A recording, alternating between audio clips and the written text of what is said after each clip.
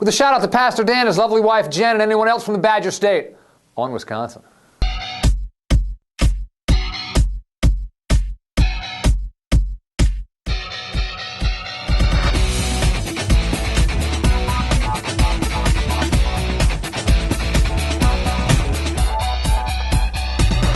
So the Battle of Wisconsin continues, soon coming to a state near you. As of right now, the standoff continues between Republican Governor Scott Walker and Wisconsin Democrats, between those who want to kill public unions and the tens of thousands protesting in the streets and in the state capitol. It's a historic moment in the history of labor in the United States, but maybe not in the way Walker seems to think. Now, let's say right up front that I think public unions in the future are going to have to make major concessions. At a time when private sector wages are flatlining or falling and unemployment is rampant, you simply cannot have teachers' contracts, for example, that award raises of 3 or 4% every year over the life of the deal. It's unrealistic. It ticks people off. In the future, wages and benefits are going to have to be curtailed. But see, that's the thing you don't hear about much in Wisconsin, is that the public unions have been willing to make those concessions. But that's not good enough for Walker, because he wants to strip the unions of their right to collective bargaining. And that's non-negotiable. Either they take it or he's going to start laying people off. Outrage!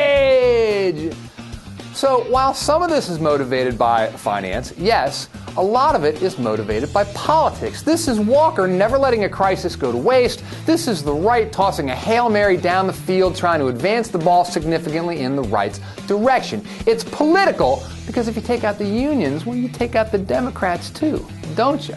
That's why Walker won't negotiate. He doesn't want concessions. He wants to kill the unions. This is all being done in bad faith. And there's more to come, because as the year rolls on, we might see proposals like this in Indiana, Ohio, maybe even here in Pennsylvania.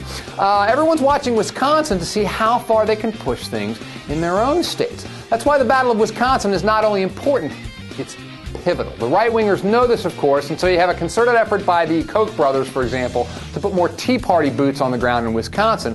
But as the shouting gets louder, let's remind the world of who's being reasonable here and who isn't. The unions have agreed to make concessions. And if Walker was really interested in fiscal responsibility, he'd take those concessions, meet his opponents halfway, and do something good for his state. But see, it's about so much more than that. This is about moving in for the kill. But the problem is, I don't think Walker and his allies expected that they'd have this much of a backlash. I don't think they thought they were going to kill unions, but as it turns out, they're reinvigorating them. As we said, there's more of this to come. In Indiana, Ohio, maybe even Pennsylvania, officials might want to keep all this in mind before they repeat Walker's folly.